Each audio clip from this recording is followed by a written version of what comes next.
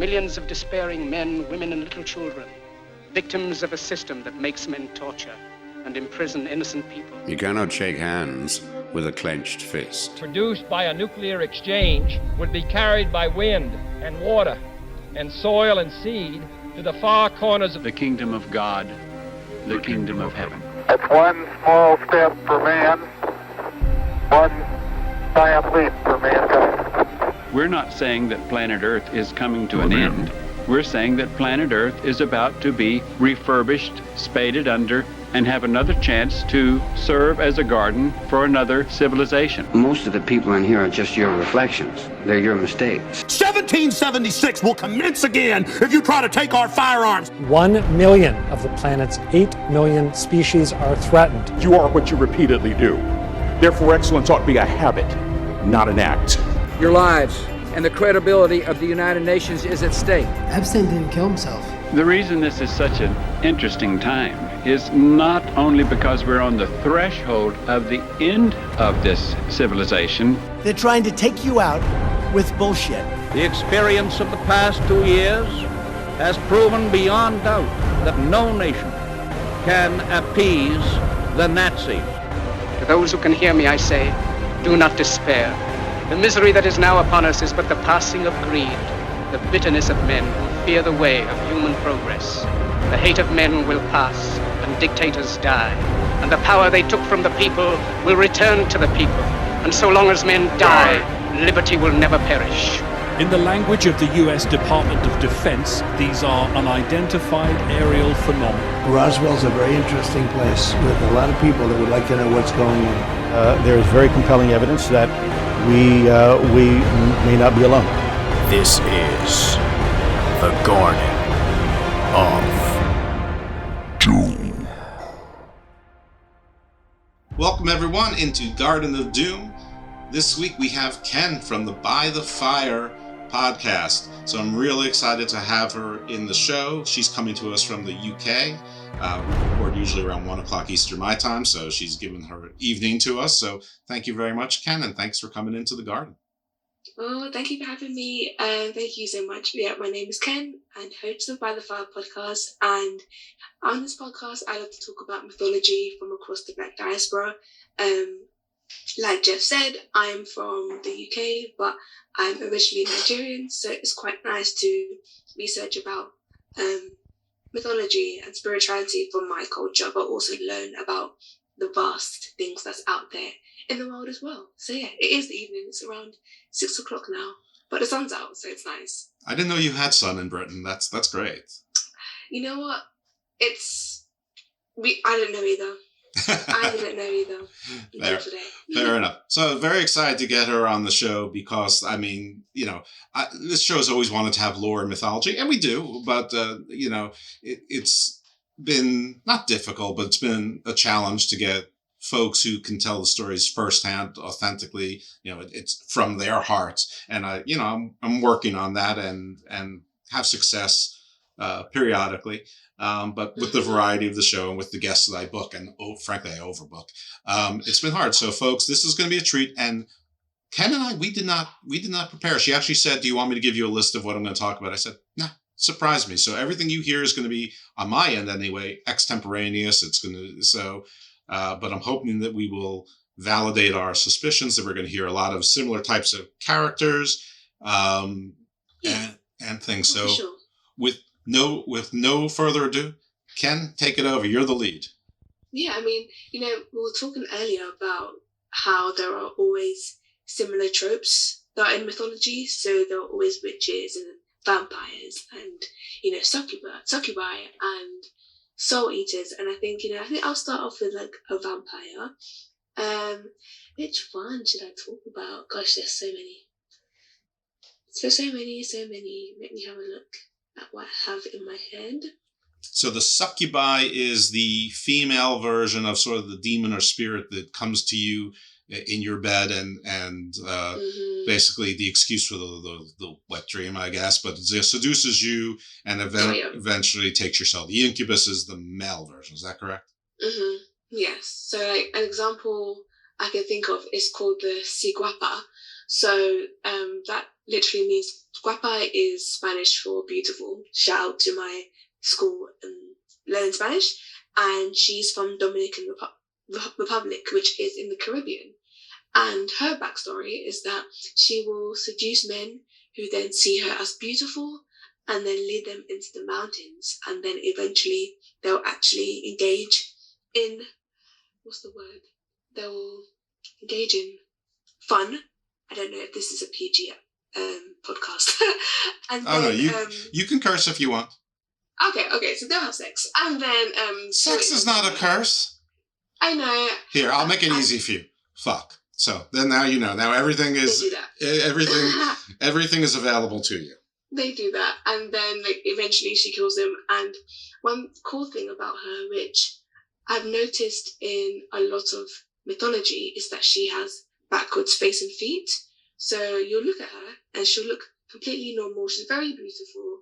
She has, a female form with long flowing hair. But then if you look down, her feet are facing the other way. And I think one thing about that whole anatomy, I'm not sure if you've heard anything, if you know anything in mythology about feet being weird. I have. I've heard of characters from different mythologies, with the feet being backwards, sort of so that, you're always like, you think you're following the trail, but instead they're like behind you, that kind of thing. And I know there's at least one in South America, and you said Dominican Republic, which is on the island of Hispaniola, where Haiti's half of the Dominican Republic. So it's close, but not that close. Yeah, no, but exactly what you're saying. I remember asking people online, like, what is the deal with this? And someone literally said what you just said about the trail being off. And gosh, I just cannot imagine being in the forest, seeing footprints one way, and it could be completely wrong. And I think another thing with the backwards feet as well is that it's just a clear reference of this person is not normal. This is not a normal human being, because we don't see that in humans. This is not human. You should be very afraid. You should run away. But the issue with, succubus, and particularly the Siguapa, is that because she is so beautiful, you just don't think. Right, the backwards feet, it's not a deal breaker. Amber flag, not a red one. Right, you could just pretend that you're scuba diving, because when you're snorkeling or scuba diving, you walk backwards with the flippers, right? So you don't trip. Does she have regular feet, or are they like flippers or clawed feet? Does she have talons? What's going on with those feet? Are they just human feet that are regular, schmegular, 10 toes? Everything looks fine, but the thing is, it's dark, so you don't really tell. You might have to be close up to see that. Oh wait, it's not facing the front. What's going on here? Now, balance must be off, or her balance is really stupendous, which is really, frankly, another feature in allowing the seduction to take place, because her balance is that good. All right, I'm going to let the audience... we can be explicit, but we're not going to be that explicit. So where do you think the origins are? Do you think that this was imported from South America? Do you think this was imported from Africa as part of the transatlantic slave trade? Do you think this came from the indigenous populations that might have been on these islands before? Do we have any idea? Or do you have any idea? Who's we? I have no idea. Yeah. You know what? I'm not certain, but as I mentioned earlier, given that the name is Spanish, I would say that it indigenous in the sense that she wasn't brought over from the continent, from Africa. I think it was definitely something that was Genesis. The Genesis was from the region that is the Dominican Republic, just because, as I said, guapa is good looking in Spanish. So, yes. And I'm not sure what C means, but I think it must be like the good looking or something. And that lets you know, okay, beautiful woman who just happens to be a demon. Okay, well, listen. Some people say that is the real world. I mean, right now people are obsessed with the Johnny Depp Amber Heard trial, and we're coming right off the Will Smith Jada Pinkett Smith thing, and everyone's got too many opinions on stuff that they really can only judge from TV and what they think they know they're seeing. On TikTok. Well, I don't do TikTok. I will always say I don't do Chinese spyware. I do American spyware. I already know I'm giving all my stuff away to a bunch of super companies, but my patriotism at least extends to TikTok. I'm also too old for TikTok. Let's face it. So we have that succubus. Is it the Wapasi or the Sea Wapa? Sea Guapa. Sea Guapa. So Guapa, so the G is hard. Yep. Okay. Very cool. So which peoples do it? Is it associated with a particular tribe, or is it just basically from the Dominican Republic writ large? No, yeah, so it's the country at large. There are some that are particular to certain regions. What's the one that's in my head right now? I'm trying to have a think. I don't know. I'm good, but I'm not that good. Yeah. Let me see. God, I have a whole list. I wish I remembered. I wonder how people remember these things that they talk about. Okay, hello. There we go. So, for example, there's another succubus called La Diables. Mm-hmm. So, have you heard of El Diablo? Well, yeah, the devil. Yeah, right. Exactly. So, female version is La Diables, and that's also Spanish, isn't it? It sure is. Yes. Mm-hmm. There we go. So it's a certain village in northern Trinidad. So Trinidad is Caribbean as well. Mm-hmm. And, she's known as the Devil Woman. Some people call her La Hables. They're just, I guess the D is silent. And again, she was someone who apparently was born a human, but she had some deals with the devil that made her a devil woman.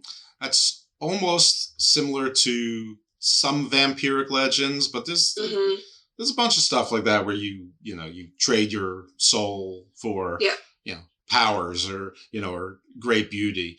I think they call it a Faustian bargain. I think probably because that was part of the story of Faust. See, I can't. I know how to use Faustian bargain correct, but I don't remember the story. Just the the takeaway. Yeah, there's a game as well. Goodness, my partner plays it a lot as well. Like a good person who needs to make a deal with the devil to save his loved one, but then he becomes more vampiric as well as the story progresses. So, and then he has to eventually become that bad person. It happens everywhere, honestly. It's the price you pay. Sometimes you pay the price for love. Sometimes it's for greed. Mm-hmm. Well, love's just a different kind of greed, isn't it? Yeah. We're so deep here in Garden of Doom. Where's that name come from? Garden of Doom? Yeah. The name comes from, well, as I told you in pre-production, that originally I had a co-host, or maybe I was the co-host. Anyway, when we were coming up with the name, he at the time was sort of really, really into gardening. That was like a new hobby of his, and like he was like sort of manic at it, but he was great at it. He was growing things. He was posting pictures of like his eggplants and tomatoes and cilantro. Like also he like just decided to get this hobby. So he was this. He was, so I'm like, well, you're doing a lot of gardening. And then like, part of it was, about all the, bad stuff that was going on in the world. And we want to do scary stuff and cover cults and, and mass murders and things that go bump in the night. So, and I'm sort of a doom, sayer myself. So it just, as soon as I said garden, then of doom just came right out. So he's like, yep, that's it right there. Again, if I was to do it over and rename it, probably the lazy intellectual would be a more appropriate tale. But any longtime listeners of the show have heard this story probably 15 times now. And are like, shut up, Jeff, we know. Well, the guest didn't know, and she is the guest. Okay, so Las Hablas from Trinidad. Does Trinidad share an island with Tobago, or are they two neighbor islands? Oh gosh, I should know this. I think that they're neighbors. They are neighbors, but they're just close. One smaller than the other. I think the Tobago. From there. I think Tobago is more of the industrial island, and Trinidad is more of the touristy island. I'm sure that's a giant oversimplification, but. Yeah, I don't even know much about. Again, geography is also not my strong point. I dropped it as soon as I could, so I don't regret it at all. It was either geography or history, and I said, what, history is fun.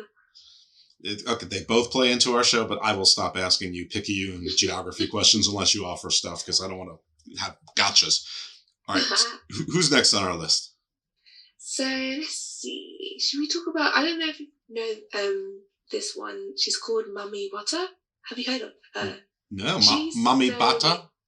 Wata, W-A-T-A. Okay. So water, but not water.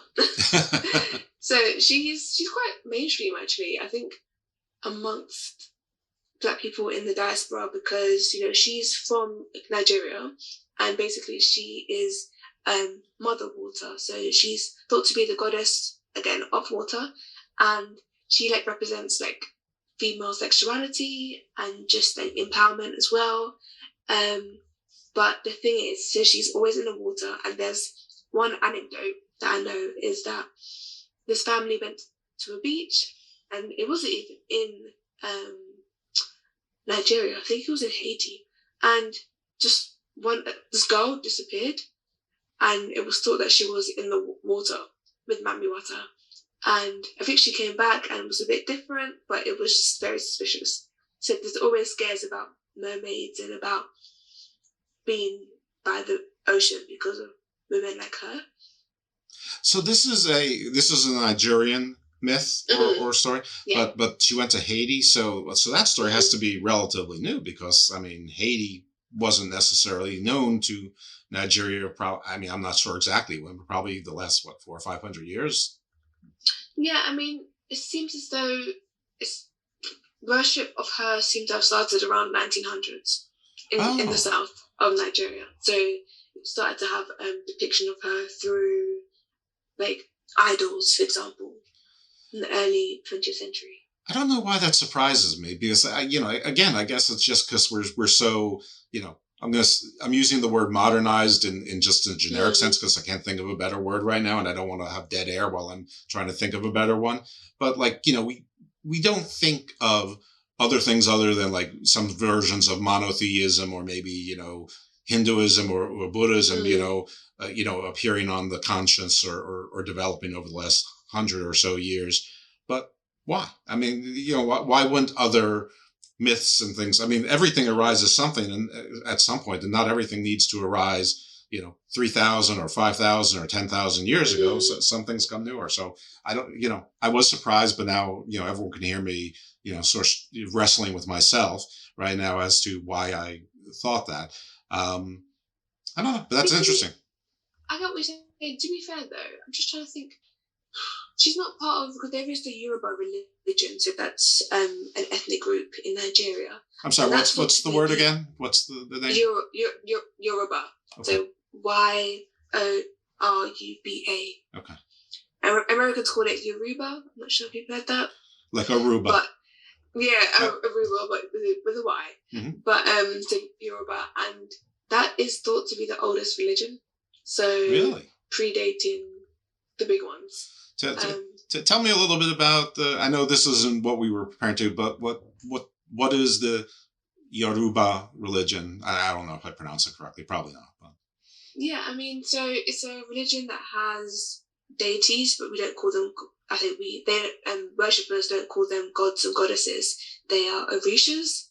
So O-R-I-S-A. Orisha. I know that word because I have a show. I've already recorded it. I don't know when I'm going to drop it because I don't drop shows in order necessarily, but it's called My Personal Orishas with our friend MG Stevens, who's been on the show a couple times.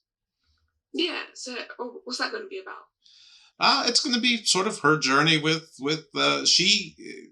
she had a tumultuous life, but she's also a sensitive, but during her journey, she did explore and study and I don't know how to say. I don't want to say dabble in religions, but she studied voodoo and Santeria and a lot of those religions that were in the Caribbean but have their roots in West Africa. And so she, certainly had, and I believe she still follows it spiritually, though maybe not doctrinally.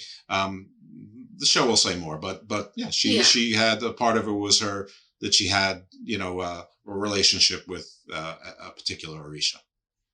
Oh, sick. Yeah. So, I mean, so you know a bit already, but I guess I do, but the audience may not. So yes. So there are deities who, again, have a power, ability, authority over certain aspects of life. So there's like the Orisha of sort of like sexuality, sensuality. So she's called Ogun. Is it Ogun or is it Oshun? No, it's Oshun. Oh my goodness. If people hear this, they're going to attack me. But she's called Oshun. Well, let's help people hear this. Oh gosh. That's the goal. Yeah, that's true. I want people to talk about it and be like, you should know this. But no, she's like Orisha of like fertility and love as well. And she's quite popular. She's seen as a beautiful woman. She's young, she's quite large. She wears like this amazing like yellow is her colour. So I mean, I've talked about her a bit, and she was depicted in like Beyonce's recent album, where she was wearing this beautiful yellow dress, and she's someone who is really passionate, but she's slow to anger. But when she's there, she's angry, so she will like unleash all her wrath on anyone who tries to disobey her. Sounds like me, except yellow is not my color. The rest is dead on. Can I ask you a silly question? I don't even know if you're familiar with the show American Gods, which was based on the Neil Gaiman book. Mm. Have you seen the show, or are you familiar with it? I haven't. I just know about the one character, the Enanti. Okay, so well, yeah, there was also an African goddess depicted in it, and I think maybe if it was not Oshun, it's probably a variant of the same deity. Yeah, it sounds a little bit like almost like the Venus, Ishtar. Who knows? Well, if Yoruba was the first religion, that's probably where it started, right? People pray to her if they want children as well. So she's very much like, she's difficult to appease, but if you do appease to her, then you can get what you want as well. So people tend to like worship her, and there's like festivals like around the world, like even in South America. She's quite like the Yoruba tradition is quite religion is quite prominent over there as well. So I think because that was brought over during slavery, so it's still quite popular across the diaspora as well. Well, something is the oldest. It's going to be hard to go away, right? It's going to spread and have its corners. So actually, that's pretty cool. I have a feeling that she is the character in American Gods is an archetype, if not the same goddess. But yeah, that's very interesting. And I guess if we think about it, mortality rates for infants and mothers, going back thousands of years, even hundreds of years, was so high. We hear about life expectancies being like 37 years old was the median age, and it's not because healthy people didn't live to be 70 or something like that. It's because so many kids died before they were 2, along with mothers in childbirth. Like the average came down, or at least that listen, I haven't studied this myself, but that is what I've been told is that it's of course there were also less cures for diseases and medicines come a long way, et cetera, but that a lot of it has to do with just how the whole be fruitful and multiply was really a very practical thing, because you needed people to work the farms and also to defend the farms, and everything sort of grew from there. No, exactly that. So she was definitely like sought after as well. She's even thought to be one of the first deities to be on Earth, one of the first 17, and the only female. And she was the one who was required to populate the world, basically, because the other gods couldn't do it. Well, that would explain why everyone thinks that she's beautiful, because for a while she had no competition. Yeah. No, definitely. So definitely. She is actually the definition of beauty. No, yeah, I guess so, yeah. And I think with what comes with that though is that she has that contrast, which is anger and pure like rage.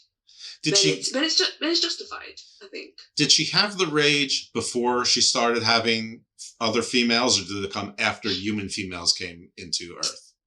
But it's not just like women who are the bane of her existence. It would be just anyone who is like sacrilegious or tries to worship her in a wrong way.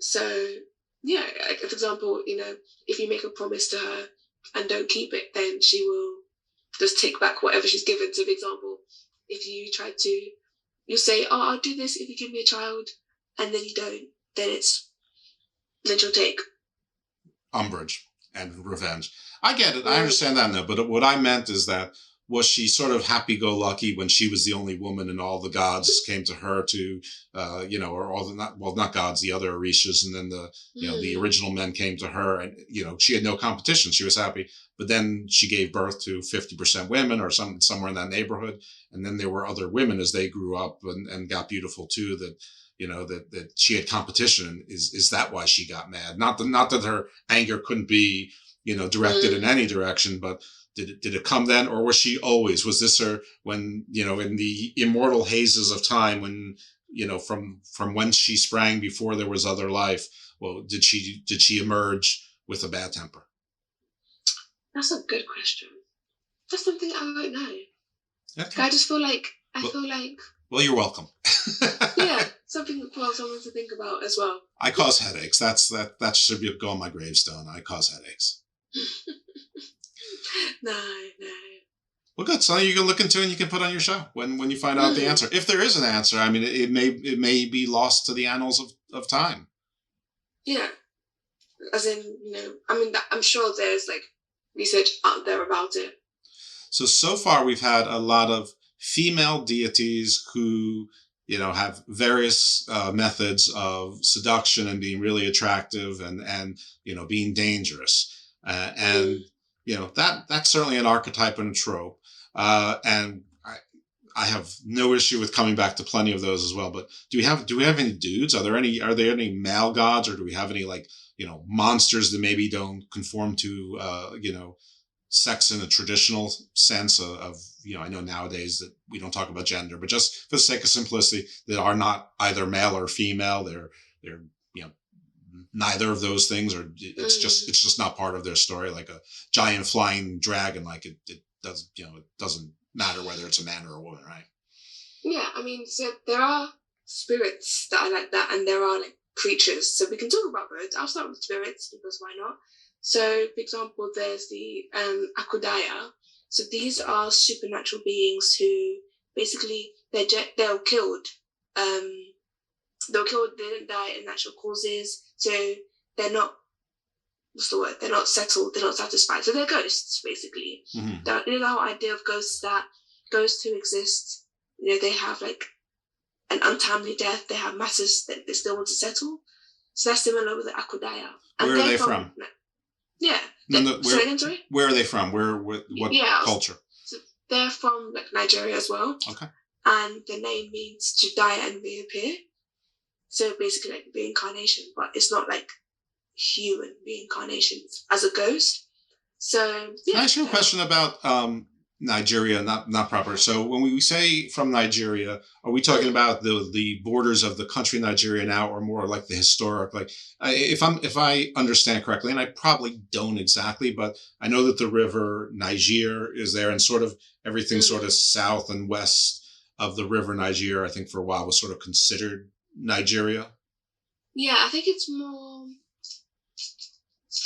It's an interesting one. That's a good question because. It's a geography-wise, it's a weird one. I don't know. I actually don't know if it's particularly for the Yoruba ethnic group again. Mm-hmm. So I think it's even pre-colonialism, because it's not very much about the country, but it's from these group of people. Right. So it's not that it's Nigerian; it's that Nigeria formed around it. But I think the name Niger. I think that. I think some of the countries were named after the river, which is really not unusual. I'm really not sure, but I know that the borders were, carved up within the last 200 years or so. And I'm sure there were other borders, between different. Okay. So, but generally speaking, West Africa, and most notably Nigeria. I don't know that people realize Nigeria is a huge country. Yeah. A lot of people too, isn't it? Something like 100 million people. Yeah, it's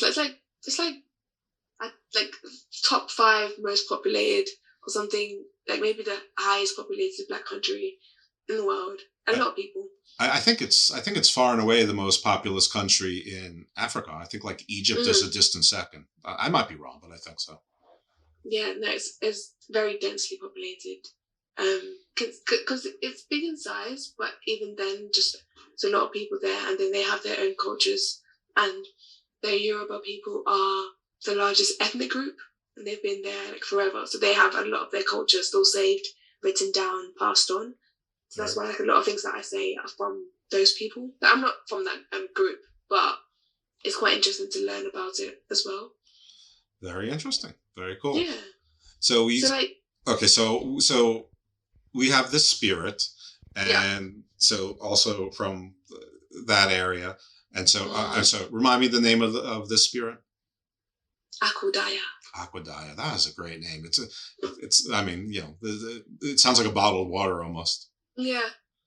But be careful what you drink. Just not. Except it's just worse. Yes, definitely so. All right, very, very cool. Do we have any, like, I don't know, vampire, werewolf kind of archetypes or? Oh yeah, we do. We have, what's in my head? What was that? There's one that's really scary, actually. Oh, I like scary. Yeah. I'm trying to... Like a lion man? Oh, hello. So we have a bull man. Is that a good one? Sure. From Jamaica. So it's called a rolling calf. So CALF. And they are like bull-like creatures. And basically, so apparently, for some reason, this was made clear that they're always male. I don't know why. But that was like, when I was researching, it came up like, yeah, we'll never have a female bull-like creature for some reason. Well, bulls are men. Bulls are men. I mean, you could have a cow woman. See, again, my animal knowledge is really bad. Well, luckily, I'm sort of a blithering know-it-all. I only know things about this deep, but I know that bulls are male. Yeah. Oh, there we go. So that's the reason why. But then, so they are spirits of people who were wicked and dishonest during their lifetime, and they're supposedly people who were usually butchers. I think it's the irony that butchers, kill meat, and now they become the meat that they killed. You are what you eat, I guess, literally. Yeah. Is it sort of like the Minotaur, or some people say the Minotaur, or is it just it's different in every way? Yeah. So, similar, because, it has these red eyes that exude fire, and its body is wrapped in chains, and you can actually hear these chains if you're in a certain part of the forest. That's a little bit scary now. And it's also like armor, I guess, right? I mean, it would be protective.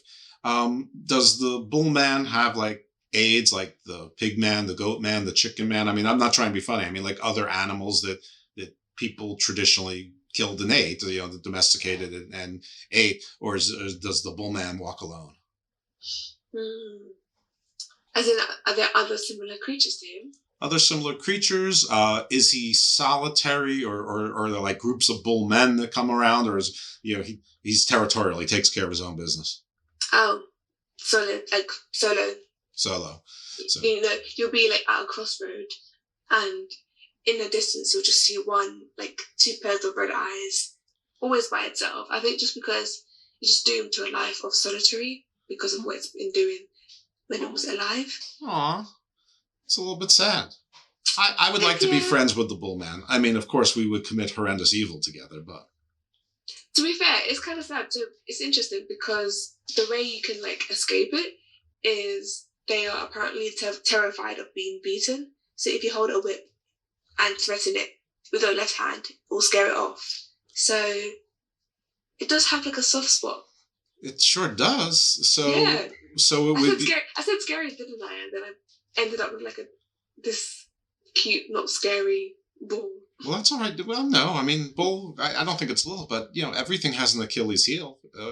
Even brave Achilles, right? So the whip is but that's how. When did this myth emerge? I'm trying to wonder if it was older than slavery, to be frank, because the whip obviously conjures those kinds of images and thoughts. And that would be it would almost be a reaction. But if it's older than transatlantic slavery, that would just be sort of odd little quirk that it happens to be a whip. And also the left hand, I mean, there's, in a different doctrine altogether, the left hand is associated with being satanic, following more of the occult.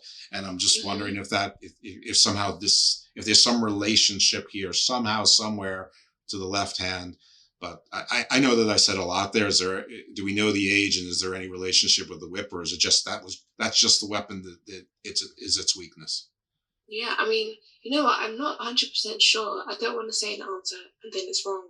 Okay. But I think just having that weapon is already threatening, like in whatever context that you know it from. So I wouldn't even be able to say, a time frame of when it was. But in terms of like the left hand, exactly what you were saying.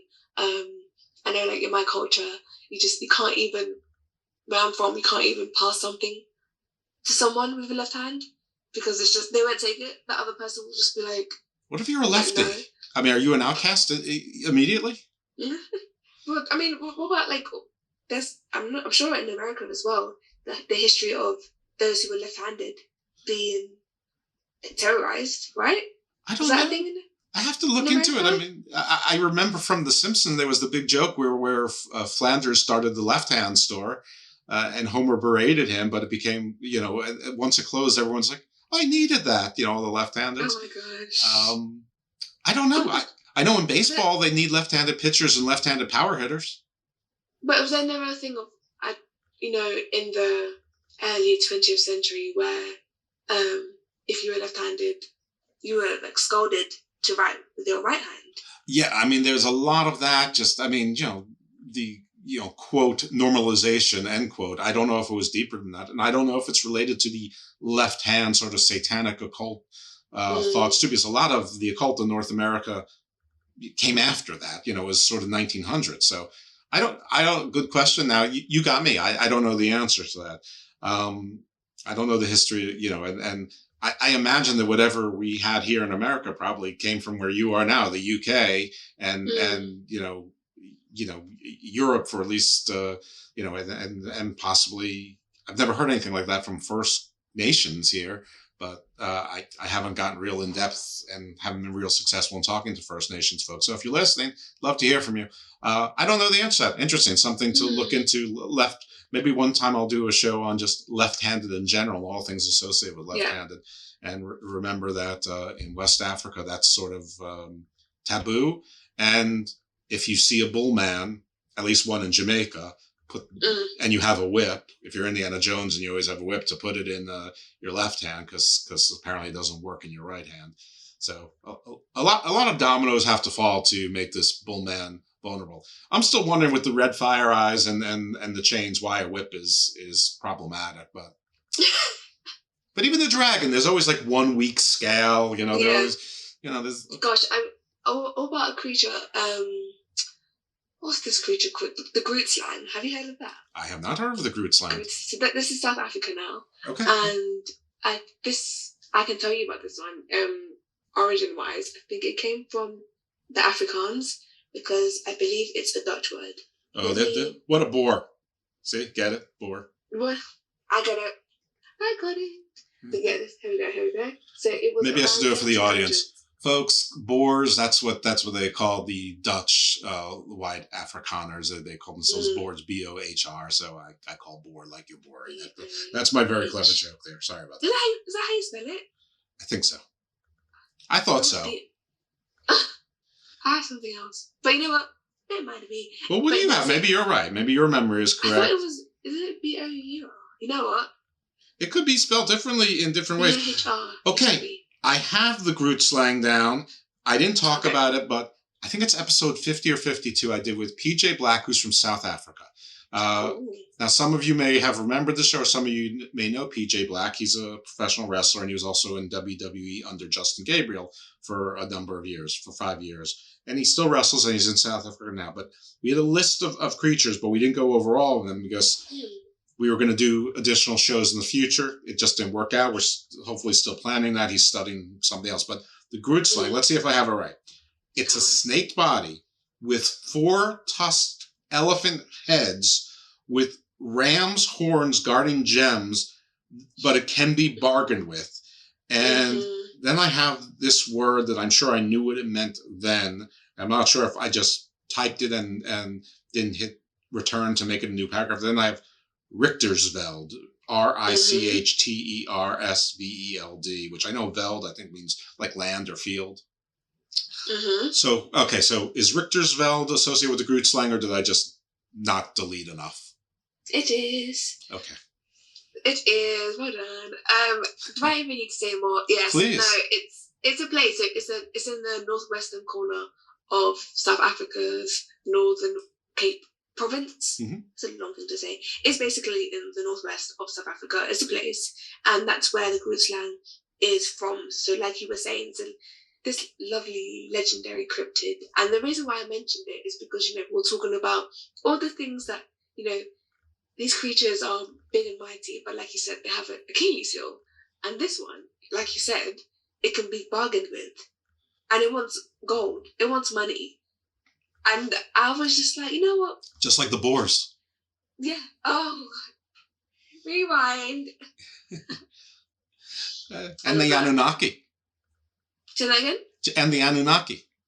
Oh, what's that? You don't know the Anunnaki? Okay, listen, I don't want to take you down this rabbit hole, but the Anunnaki, it's an old Sumerian, basically, origin of this gods or aliens that came down and basically created men, their flood myth, and they created men basically as a workforce to, I mean men, humans, to basically to harvest gold for, there's various theories as to why. I've done many shows with the Anunnaki, and I have one actually that I recorded like 2 days ago with my friends from the Inhumans experience. So look for that one, a show on the Anunnaki. But Zachariah Sitchin is probably the #1 authority for the Anunnaki and Anunnaki lore, at least for the last 50 years. So anyway, yeah. Okay. So, but back to the Groot slang, because I think this is amazing. You got a snake body, you have an elephant head with 4 tusks. It's not 4 elephant heads, right? It's 4 tusks and ram's horns. So talk about a defended head there. And it's guarding gems, I guess, sort of like Smaug, the dragon from Lord of the Rings. Not like gems built into its body. Oh, did it? You know what? I've watched it. Okay. Once. So is it like it hoards gems like in its lair? Oh, no. It's in a cave. Okay. So its location is a limestone cave. It's called the Wondergat, which means mystery hole. But it's also known as Haitsi Ibab, which in the Nama language, which means emptiness. So it's in this massive cave full of diamonds. I like the wonder hole better than the emptiness. The emptiness sounds sort of sad. Yeah. The wonder hole, that sounds like something that Oasis would sing about. Yeah, and then but be careful because there's this massive creature who is very protective of its booty. But it will trade safety for gold, even though it hoards gems. So I guess gold, it's trying to expand, it's trying to diversify its portfolio in precious resources. Is that what we're learning here about the Groot slang? Yeah, what I'd want to know is, I'd love to know why, because do you know its origin story? I'm aware of it, but have you spoken about it before? No, honestly, if my recollection is coming back to me, how I have this little list, I simply went on Google and I said, top African monster myths or something like that. And then I typed them because I figured that I talked to PJ and we do, 2 or 3 an episode, or we'd get through 10 in the first episode. But we talked about so much other stuff like the Anunnaki and Merkaba and the Dogon and the Zulu origin myths. So check out that show. I think I don't even know what it's called, but it's episode 50 or 52. Listen to all the episodes; they're fantastic. But no, I didn't delve deeper than that because he was my from South Africa expert on that. Yeah, so the origin story is that it was created by the gods, and it was meant to be as strong and cunning and as intelligent as them. But then what happened was they saw that the animal could be cruel, so what they did was split them up. So that's why we have snakes and elephants today. But the issue is one Groot slang escaped and basically slithered into this cave and just survived. and from there it's just hidden from its creators and lurks there to this day. You know, why are all gods not really as omnipotent as they're supposed to be? I mean, why does something always get away? You know, I mean, maybe they intended there to be like this one chimera monster out there just to try to keep us honest. I don't think it was next. I don't think it really got away. It just thinks it got away. No, you know what? But then, you know, you say omnipotent, but are they, like, apart from, like, I don't know much about other world religions, but, like, how many really do say that they know everything? I don't know, but I can tell you one thing: none of them are like, you know, the Norse myth. You know, they're vulnerable to the giants, and you know, Ragnarok, and it keeps repeating. You think about the three big religions of who. I mean, there's still a devil, right? So, like, did you see it? I know, like with the Christian God, like, did he see the whole snake thing coming? But then the thing is, you apparently know, not. Genesis, and let Lilith get away, also, right? Yeah, because I mean, like in Genesis, who said this? When it said, you know, someone will stamp on the snake's heel, then the heel will like attack this man's, like, rewind. The snake will attack this man's heel, and the man will stomp on the snake. So that was Satan and Jesus overcoming Satan. So I think that was God said that. So God knew. I heard God knew and planned everything, like, according to Christianity. So he made the snake to be. I think the issue is what happens is these gods with the good slang, like I said, made them to be cunning, intelligent. But what happens is when you have that freedom of will and you're smart and you're strong, it can turn bad. So the opportunity was there to either use your skills for good or for bad, but they saw either timeline happening. If that makes sense. It does. It makes perfect sense. And and I don't want to be anti-religious on this particular episode, so I'll say that an alternate theory might just be that the gods' timeline is a whole lot different than ours. So even though it sounds like all of our, you know, history, 5,000-7,000 years, what, you know, however long back you want to go, you know, they've been around forever. So, you know, it may seem like a long time to us, but it's a blink of the eye to them. So they just haven't gotten around to it yet. But, you know, they may not get around to it for, you know, 2 billion more years, but that's nothing for them. That's just a power nap. So it may not be that they let it happen. It's just that they're well aware and they're going to take care of it, but they're going to smash that snake's head at you know, when they're good and ready. Yeah, I mean, it reminds me of like the fox example. Like I don't know much about why a fox is called cunning, but I know, like, you know, in all these folk tales, the fox is always like devious and whatever. But then I think about it, foxes need to be cunning. They're having to adapt to human environment. They're not always in the forest. We have some in London. They love to go in my garden, and they have to be cunning because they have to adapt to concrete and tall buildings. So even before that, you know, they were cunning, and you know, I'll lump the jackal in with the fox because they're basically the same animal, and they're predators, but they're solitary predators and they're sort of small. So they're in competition with wolves and lions and bears and tigers and jaguars. So they have to be smart and quick and cunning to survive because they're not even pack animals. It's not like there's 20 foxes hanging around that they can fight things off. So interesting. Yes. Why is that? Why not? I don't know. Come on, Jeff. I don't know, because most canines are pack animals. I don't know why the fox isn't. I mean, jackals are pack animals, coyotes are, but foxes are not. I don't know. That's weird. Another thing I've got to look into now. I suppose one of my greatest frustrations is I am fascinated by the octopus. I can't find a goddamn marine biologist. Even during COVID, all the aquariums were closed. I contacted like 10 aquariums, and they're all like, "We're really busy now." I'm like, what are you really busy with? Your day is exactly the same, and there's no people bothering you. But apparently that approach didn't work. I don't know any, because you always hear the term, you think, oh, marine biologist. In Seinfeld. Do they even exist? Do they exist? No, No. Are they just AI at this point? No, we will absolutely find a Groot slang before, and the Bullman before we will find a marine biologist. They are mythical creatures that exist only in podcasts, and they're all faking it. Bunch of liars. Yeah. Prove me wrong, marine biologist. On cephalopods, please. Come on the episode. Please. I love you. Marine biologists, all of you, especially cephalopods. And if somebody knows something about why a fox is solitary, that to me is I never even thought about it by now that it's strange. Let me write that down. I'm gonna ask. I'm gonna ask the internet. The internet will know. Well, yeah, the internet might tell you it's because it took invectormectin while suntanning too long. God. Oh gosh. Because I'm a pharmacist. Very good. All right, so we have the Groot slang, which surprisingly made it onto my list. What else do you have? Now, my list, by the way, is all from Africa. So if it's from other places in the diaspora, chances are that you'll surprise me again, and I won't impress you.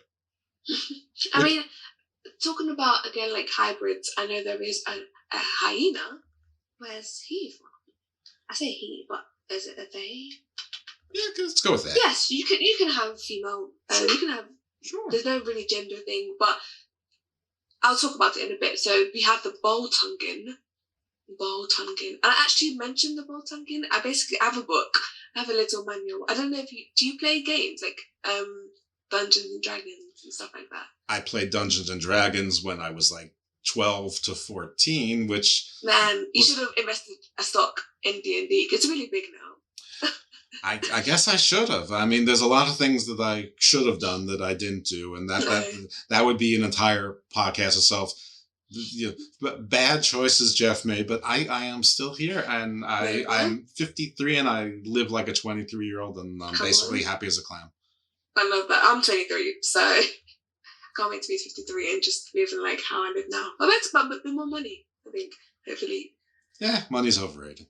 Yeah, see, I'd love to get to that thinking. No, you know what? I agree. You need enough to live and live comfortably. So I'm not saying that if you're destitute or poor or living check to check, that's not a situation that you want to better. But like the desire to be wealthy and rich, it never ends. There's not enough. I played that game, and you can never win. And just it's much better to just live in my view, to live a simplified life and be happy with what you've got, provided that you have enough. So I'm not disacknowledging the privilege that I enjoy to say these words. But you know what? No, I actually agree, and I actually wanted to ask. Cut this out if this isn't relevant. But I just want to ask, when did you get that thinking? Because I was actually joking about the whole money thing.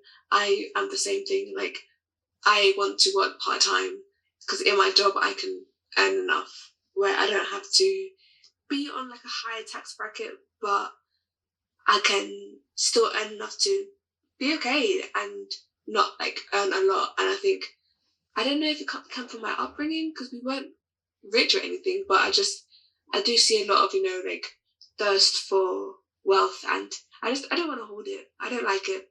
It's okay. It just brings more problems. I'm not going to edit it out, because I think the conversation is nice, but because I don't want to reveal too much of myself, I'm not going to give too much of the information. But you asked when, I will give you that answer. Probably around 2016-ish, probably around 6 years ago, is when recently. It's pretty recently, and it came by necessity and certain choices that I made and didn't make, which led to a different choice, which was like, get about the business of living, dude. And, and once I adopted that philosophy, it was a little bit liberating. And, I guess you fake it until it becomes part of your marrow, and it has. But, you slip just like any other addiction. You slip. Wait, forget about the business of living? No, start with the business of living. If I said the other, I misspoke. I probably meant forget about the rest. No, it was get on with the business of living. And as opposed to brooding or coveting or whatever. And since then, I don't know. A lot of other things have come. I don't want to say easy, but easier.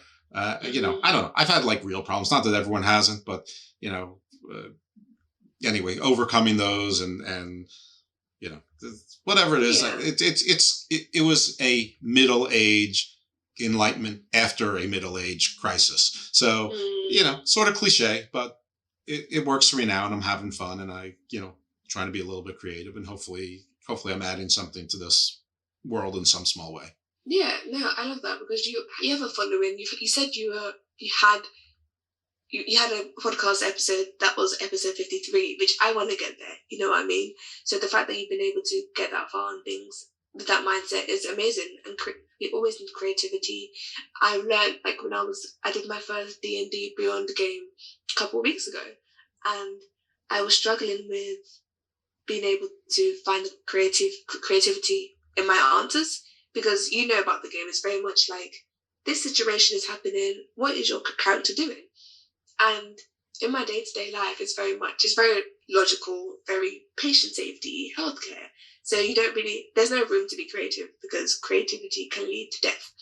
And when you play these games, it's like, oh, let me think outside the box a bit, and let me, you know, channel my inner child self, but also just because adulthood and life says you have to fit into a box of work until, well, in this country it's 67 now?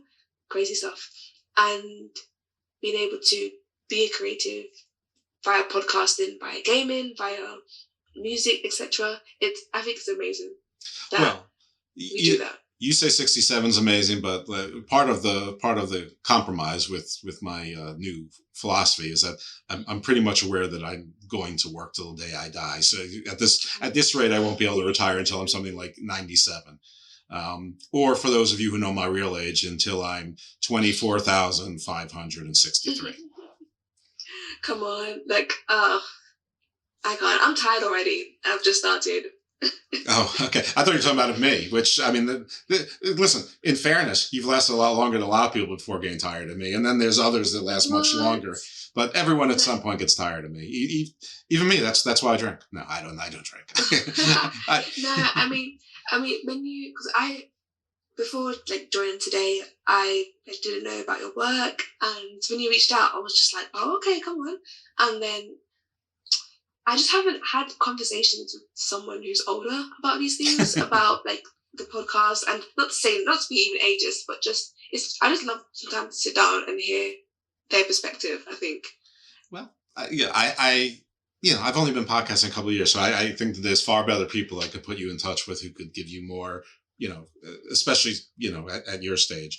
But, you know, and I think anyone listening here probably to the show probably knows, yeah, you know, they probably have various opinions of, you know, they probably heard my challenges with audio and things like that, where, you know, all sorts of stuff. And, you know, they're hopefully here for the content. So for those of you who want to hear more about my life, keep tuning in, because eventually, you know, I'll give up, you know, little tidbits here and there.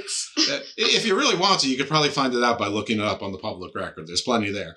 But let's get back to our diaspora conversation, and you know, after our little interlude there, let's go. And I don't know, take me to someplace else in the world, or someplace else on the African continent, or whatever, and let's get something fun and scary. Fun and scary. Oh, we were on the hyenas. We didn't even get that far with the hyenas. Yes, I didn't finish it, did I? I was just gonna continue. I think all the creatures are fun and scary. They're not all scary, but they're all fun. Okay, fair enough. I see that point. But let's go to the hyena. So basically, the Boltongan, it's in the Lake Chad region. So again, I don't even know where that is. I know it's in Africa, but well, it sounds like it would be in Chad, right? If it's Lake Chad. You know what? Yeah. Gosh, you know, my brain after a certain time is switched off. Sorry. On the weekend, but yes, exactly that. But it's also present in Sudan and Tanzania and Morocco as well. See, there you go. Now you're impressing us. See, I didn't know that. Come on. So so basically, it's northeast region of the continent. If I'm correct, please drag me if I'm not. But I think, well, Chad. Is it north central? Chad is more central. Tanzania is definitely to the east. What were the other countries that you said? Sudan. Yeah, Sudan is definitely. Sudan's like directly sort of south and a little bit westish of Egypt. Okay, so yeah, and then Morocco, so it's kind of north-ish. And Morocco, region. yeah, we have like a strange direction here. It's almost like oh geez, it's like one of those Tetris squigglies. Like it's They're like just drawing lines right now. I know we're drawing on the screen on an audio. But there's a word for the thing, but it's almost like it starts south, goes due north from the eastern side of Africa, then it goes sort of central, and it goes sort of parallel in a westerly direction. It's not a parallelogram. It's like it's almost like this is gonna sound terrible, but half of a swastika, like what makes like one of the lines. Listen, the Nazis took the swastika, which was like an Eastern symbol for fertility, and turned it around Hindu and Persian, and they turned it backwards. So I mean, but it's and then it goes northerly, sort of central, almost central western up to Morocco, because Morocco is like sort of due south of Spain, France, Monaco. Popular tourist area to go to. Yeah, Marrakesh, the train to Marrakesh. All right, so we have hyena, but the interesting part of that is that hyenas are really thought of more like sub-Saharan than North Saharan. So I guess the hyena man can travel more easily. So let's get in. Let's not dazzle people with my knowledge of geography or traumatize them with that. And let's talk about hyena. Are they like werewolf kind of things? Yeah. So basically, at night they can transform into these cannibal monsters from humans that terrorizes people, and for some reason they have a particular vendetta against lovers. So if you're having like a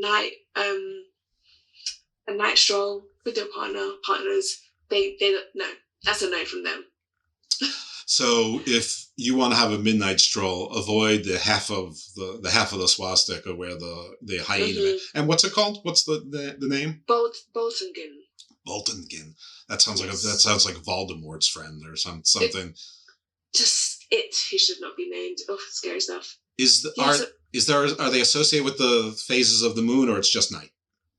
It's just night, and the way they work is that they tend to be like woodcutters during the day, okay. Blacksmiths. Isn't there a whole thing about, even in European law, about blacksmiths just being a bit weird? Yes. What is that? But, like, probably because they're. If you know a bit. I don't know. I mean, maybe it's anger about making tools for people who are richer than you. I'm not sure, but you could probably say that about any labor. But I guess aren't like smiths like they're strong? Like they got the heavy hammer. They have to lift the anvils around. They work with the heat, so they're probably gnarled and strong. So they have some sort of respect. So they're like that close to the fighting class, and they're like necessary but sort of overlooked at the same time. I don't know. I'm making stuff up now. I don't know the answer to this any more than I know why a fox is solitary. Yeah, I mean, again, blacksmiths, what's that about? But again, so these guys are blacksmiths, woodcutters, they might even be healers, and again, they are like larger in size. But the interesting thing is that when they transform into their hyena form, they're actually bigger than their normal hyena counterparts. You can tell the difference. If you see them together, you'd know which one is Boltingen. It's like a dire hyena. Yeah, it's like a uber hyena. Yeah, like a mega hyena. Yeah. So this is great.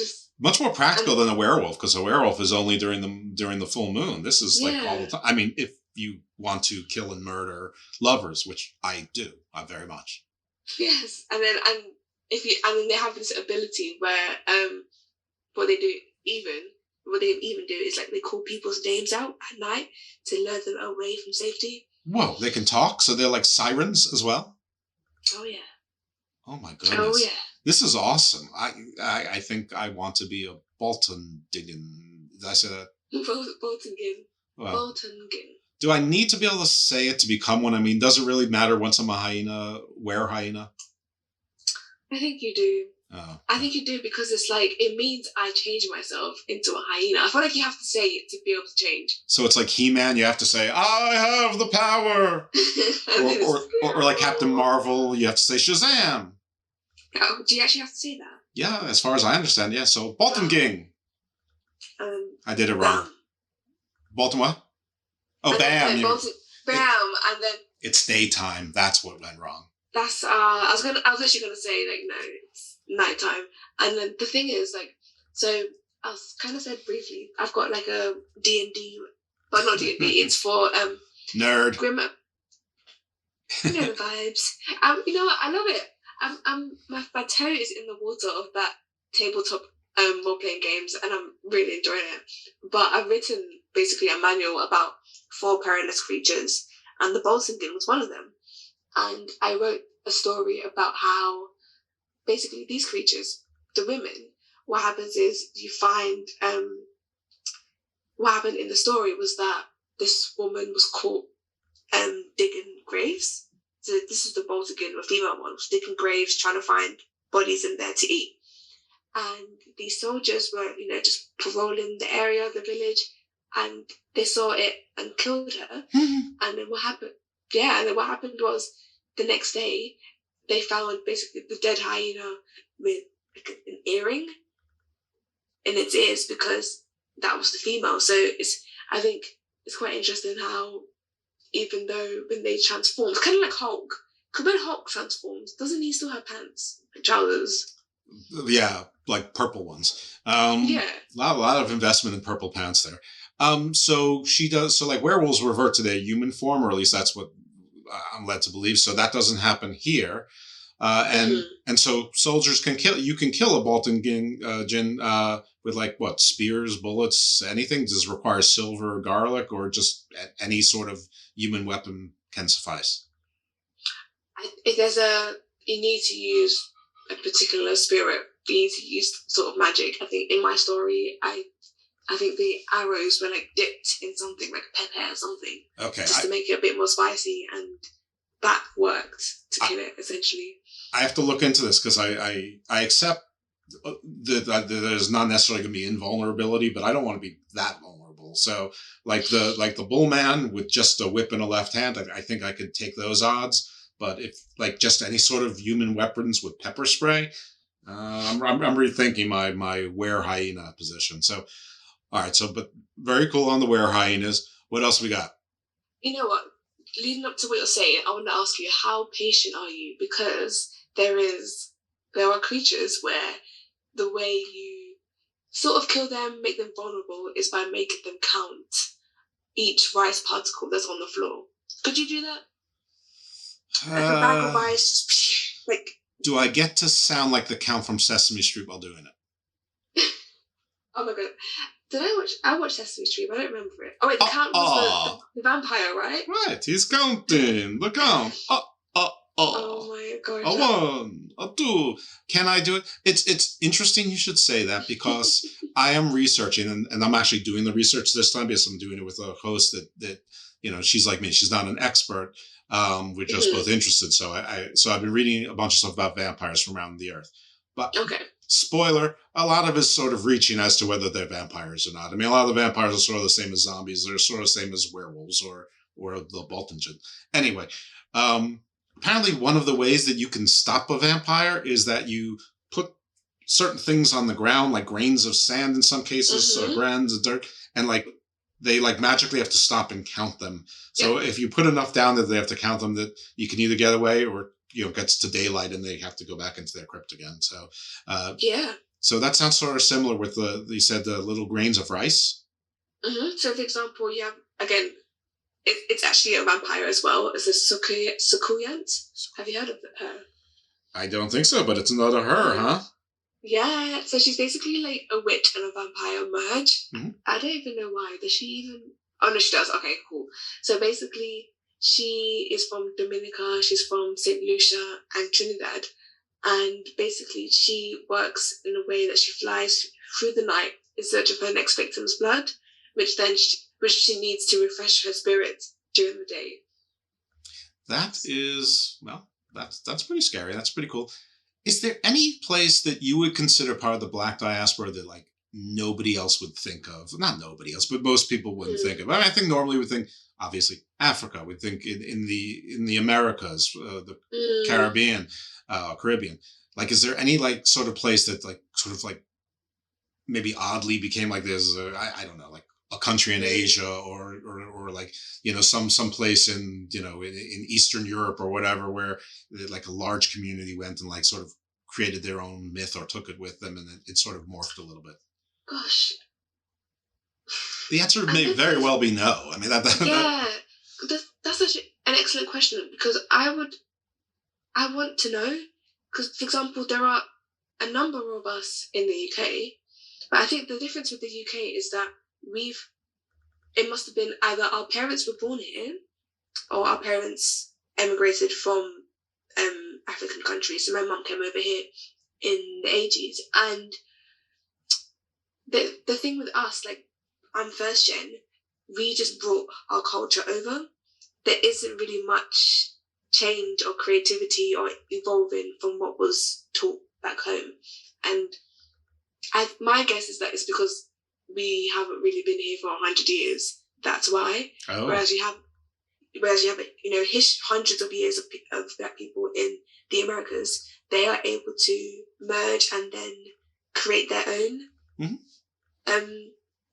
folklore, if that makes sense. Of course, things that are passed down. Sure. I mean, isn't that what folklore is? It's oral traditions largely, and then when you meet other oral traditions, I mean, assimilation or diversion or divergence, whatever you want to call it. I mean, history is littered with that. I mean, that's part of what this show is. How, you know, the Canaanite gods and the Egyptian gods and the Greek gods and the Roman gods, you know, all have so much in common. The Russian and the Germanics and the Norse, so much in common, practically to be identical, and that's one of the things that I'm very interested in. And I don't want to say it again because I'll bore the audience, how I always mention how certain characters seem to be the same person, even though they're from different places.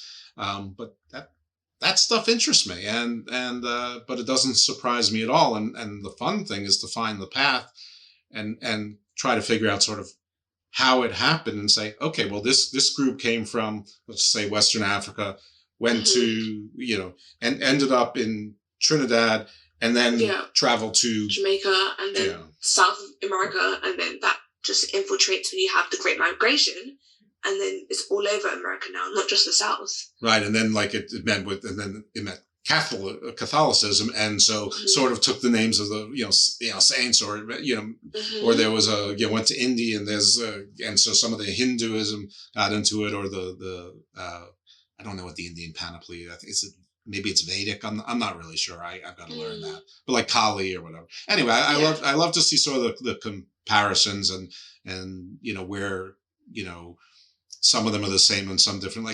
Like there's a lot of the goddesses. The goddess you talk Ashun, I think was the name early on. So, you know, if in fact she is the origin of Ishtar at some point, or Inanna at some point, Ishtar sort of split into both Athena and Aphrodite, you know, or at least that's my take on things. I'm certainly not a scholar, but she seems to have attributes of both, or they both have attributes of her, whichever way you want to look at it.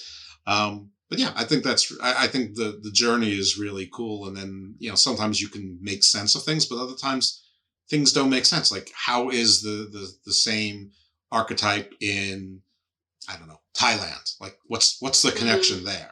And I'm just picking Thailand out of the blue. I don't have any specific example there. All right, so we don't have any super surprise diaspora locations. You know what though? Saying that, there are like things sort of mixing in the culture of like my people in the UK, which is that, for example, there's this anecdote where, for example, the police were looking for this prominent artist, this singer, and his group as well. And it's just thought that when the police arrived at where they're located, all they saw was like pigeons, birds, and that these people were meant to be there. So there is like speculation that despite religious infiltration, that there's the ability to transform into animals. So I mean, there's not much detail going around, but this is something that's been spoken about hush hush hush for like the past 10 years now, I think. Well, turning into a pigeon would be very practical because there's pigeons in every city. So who would think of, like, if they turned into like a pack of wolves, that would be like, that's unusual. You know, or bullmen. Yeah, and that in the UK, for goodness sake. I mean, again, like another person just transformed into a cat. I've heard that quite a bit in this country Mhm. as well. And these are people who are like now in their 40s. So it makes you think, so there's this belief that is sort of coming about in this country, but I think we're still quite contemporary. Like we're in terms of the diaspora, we are known here for like our culture, music, food. But I think passing down stories, not quite there yet, but I think because we are still quite new. I say new, like a century. Okay. I'm going to ask you something that has almost nothing to do with the topic of the show, but has everything to do with what you just were talking about.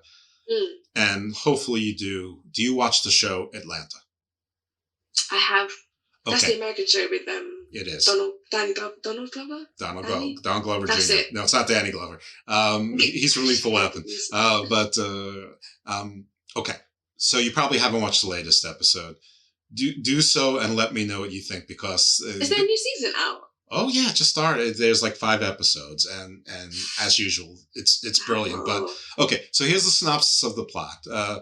Paperboy is being recruited by it's a high fashion house in somewhere in Europe. I think it's in the UK, but I'm not 100% sure. To be part of, apparently they did something offensive, so they have this group of social influencers that are minorities, mostly black, but not entirely. But most of them are sort of indoctrinated. They know what's sort of expected and who's using who is part of the question. But this is Paperboy's first, encounter with this. Well, not an international gig, but being sort of recruited by Gucci or Armani to sort of like apologize for them, to like sort of give them cover. Like, this is my black friend. And, he's like, he's real. He's himself. It's not just his gimmick. And, but part of one of the subplots is of course Darius, who is Nigerian also, which is funny because in like one of the first, maybe season 1, Paperboy is talking to Ernie. He goes, I hate Nigerians. I don't trust Nigerians. And he goes, Darius is Nigerian. He's your best friend. He's like, he is? So anyway, that's aside. So in this, Darius really wanted to go to a Nigerian restaurant that he heard of. Let's just say it's London or Paris. And one of the high-end assistants said, it's my job, so I'll take you there. I'll drive you there. So they went there and they went to this place. It wasn't fancy. It was authentic. He was talking to the auntie. He got exactly what he wanted. And the woman he was with, she loved every part of it, but she seemed to be distracted. And then he goes back again, I don't know, after a month, and it's closed. She didn't buy the business.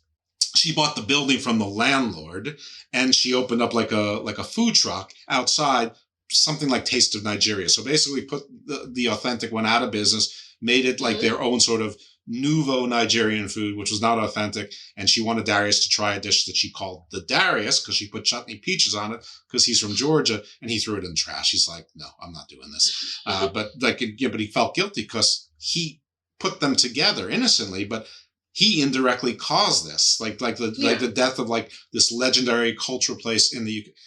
So why am I starting with this?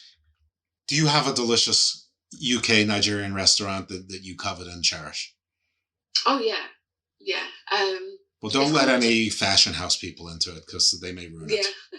Yeah, no, I do, and I think the difference is that it's authentic though, because it's authentic because it's for us, by us, as in like it's made by Nigerians.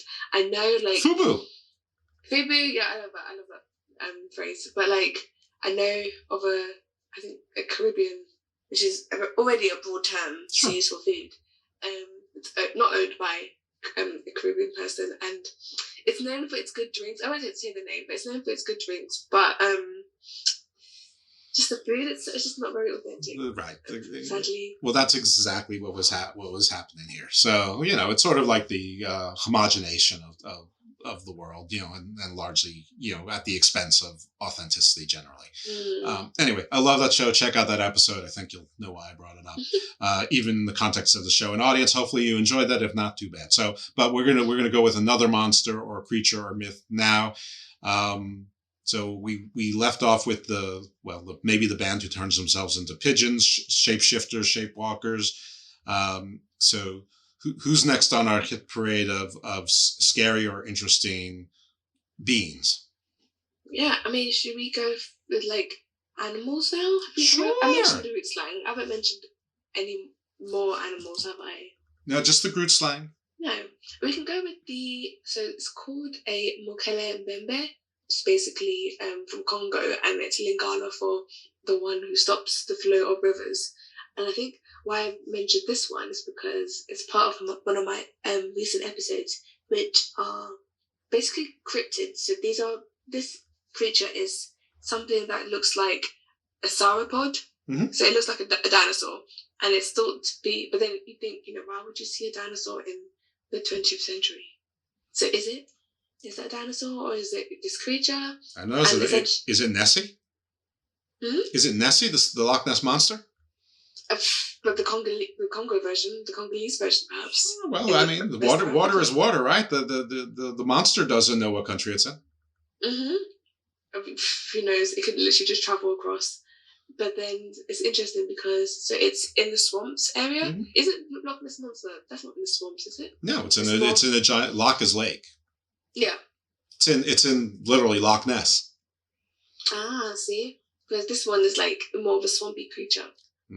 Like me. So it's swampy. Oh, I know a swampy creature. Maybe you know the Kangamato. Yes, I read about that as well. Okay, so that's a flying reptile that lives in rivers and swamps, but no feathers, sort of like a pterosaur. Yes. So that's similar as well. Like again, like I think there was an anecdote where in the 20th century, I think in the 50s, is it the 50s?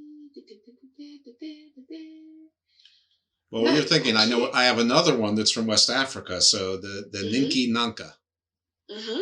So that's also a swamp creature and sort of like a dragon, but apparently it's got like a giraffe neck, almost like maybe it was like a skeleton of a brontosaurus that inspired it or something like that. But isn't it something that it's like almost like the boogeyman, but the boogie monster? Like if you're a bad child, that's who comes and gets you. Yeah, so that's from South Africa as well, and they're sort of like an eel, and it can make like tornadoes and hurricanes as well. if you're bad. That's amazing. So it can do that.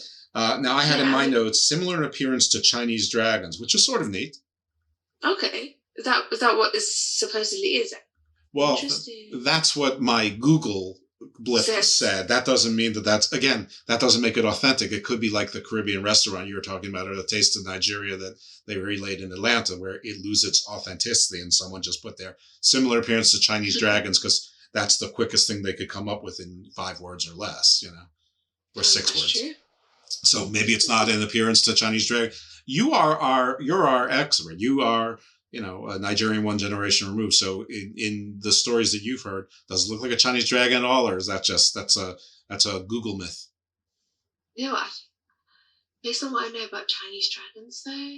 Well, they sort of look like lions, almost like elongated lion. This one's more of an eel, a winged eel. Okay, so nothing like a Chinese dragon head at all. Okay, good. It's fine. As a matter of fact, I'm going to delete that sentence because if I ever raise this again, I don't want to read that part and sound dumb, even though this is recorded for eternity. I have one other that I wanted to ask you about, and this came in my vampire research, but it doesn't really sound like a vampire, and it's the Adze, spelled like the tool Az, ADZE. Yeah. So, what's that about? I believe, I'm not sure where in Africa this is from, but apparently the author felt this was a myth or an explanation about malaria. So I guess it would be somewhere where malaria is rampant. Yeah. So again, I wrote about in the book manual. It was basically, this manual was used as characters for this game, Grim Perilous. It's called Beyond the Fire. And I wrote about the Adze as well, and essentially, like, that is true. It's a little firefly that's known as a bloodsucker as well, and it's from. So again, this is from Togo and Ghana, but instead of the whole country, it's from the Ewe folklore, so the Ewe ethnic group, and it's a shapeshifted fly, which its name means like an axe-like tool. So it can be basically its power is to possess ordinary humans and turn them into like sort of witches that don't have a soul, basically. So I think that was used as a way to like explain the symptoms of malaria, because with malaria you're very like tired and very like, lethargic, feverish as well. You're not your normal self, basically. I see. I have one other that I want to ask you about, and then you can go through your preparation. And this one is interesting to me because it sort of combines two archetypes but puts them together. And I think I haven't heard this put together before. So it's sort of like a combination of the lightning bird, the thunderbird, and like a witch, which drinks human blood, which also obviously a little bit vampiric, but you know, not exactly. And it's called, I'm gonna, again, forgive my pronunciation, but the Impundulu, Impundulu. Yeah, definitely. So, what I love about the Impundulu as well is, I've written about so many now, is that it's actually thought to be a witch's familiar.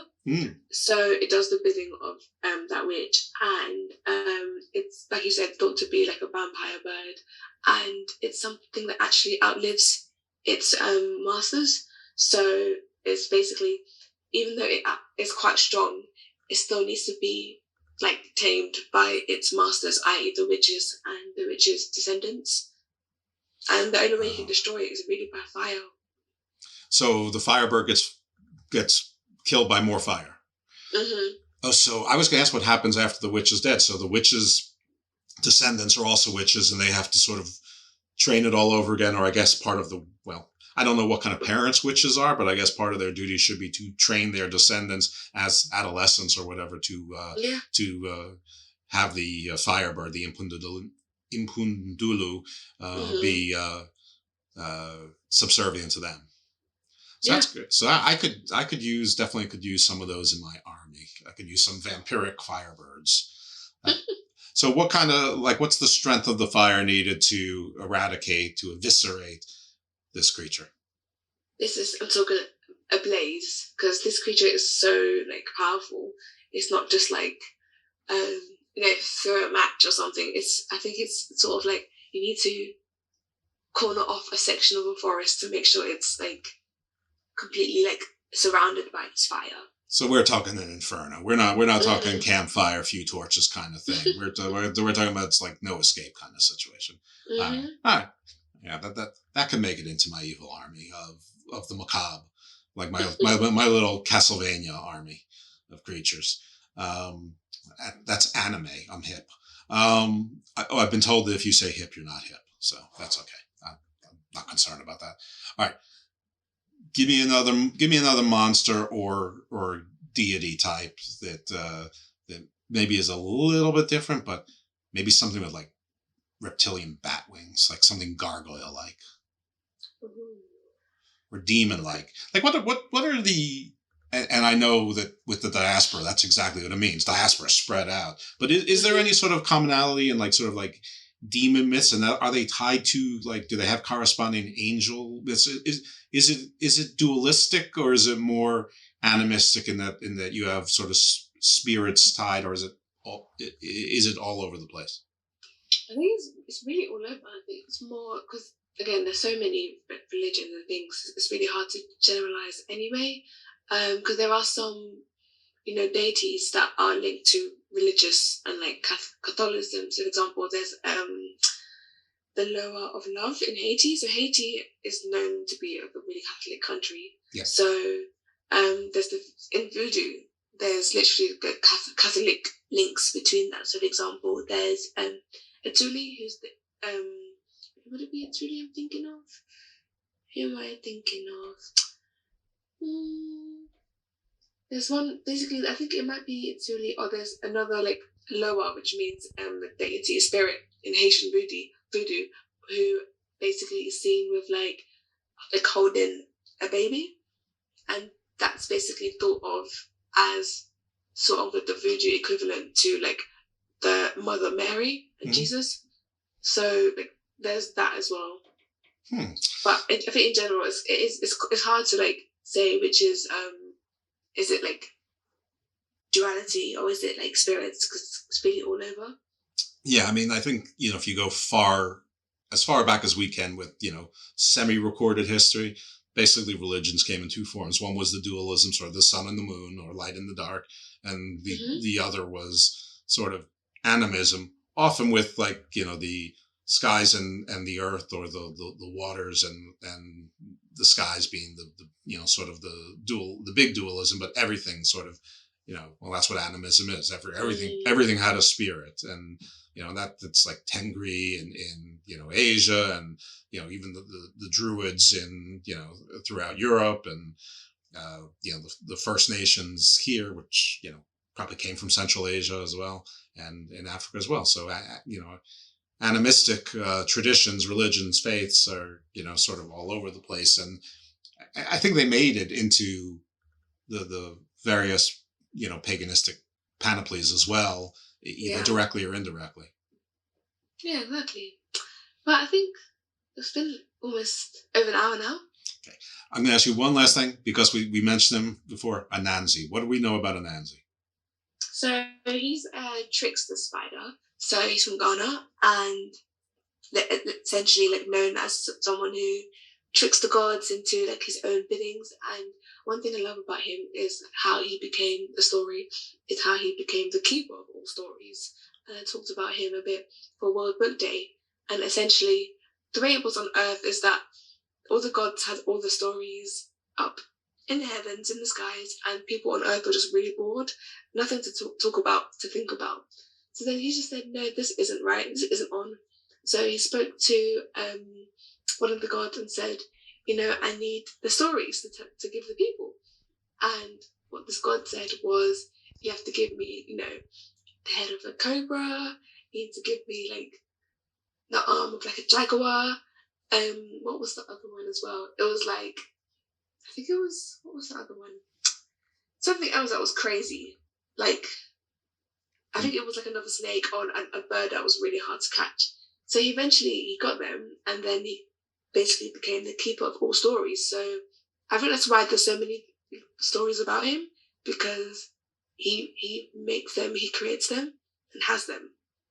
Very cool. And the spider, with the webs, that's, sort of, you have that a lot with the Norns, and, and I know even in Aboriginal Australia, they say yarn as stories. And I know it's probably just a coincidence, but, people knit yarns, Norns were sort of knitting with yarn. I don't know. I just, again, I sort of, a lot of times when I look for these similarities, they're interesting, but they're just nonsense. It's just a coincidence. Other times there may be something to it, and eventually we'll get there. Anyway, I thank you so much for your time, expertise, patience. Tell all the folks where they can find you. Tell them about By the Fire to promote whatever you have to promote.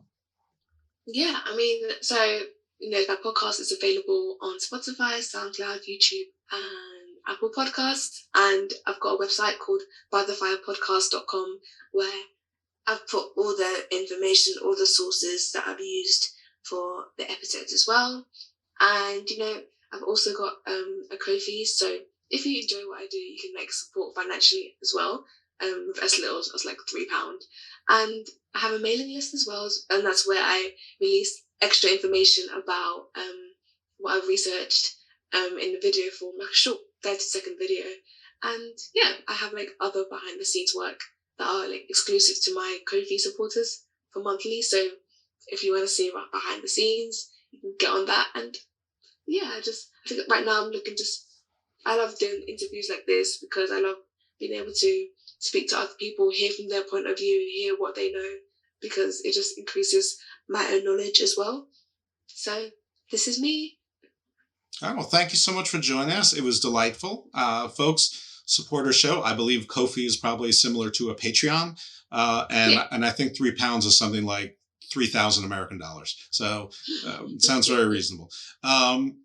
Folks, thank you for tuning in. Join us next time. Ken, do you have a song that you want us that you associate with the diaspora and myths that maybe we should use as our outro? Oh. You could shoot that to me. You don't have to think about it now. Yeah. Not right now, but I will think of one, yeah. Yeah, folks, so the song will probably be inspired by Ken, and if it's not, just blame it on her if you don't like the song. Thanks very much for joining us in the Garden of Doom. We'll hear from you next week, and support her show and check it out for sure. Ship from the shores of Cape Coast, Nigeria, Sierra Leone, Senegal, black gold they were hauling. 400 years it was hard then. Kept striving to be free from Marcus Du Bois. Can't forget Kwame. For reparations they did pray. To unite in their honor we do say, Yanko.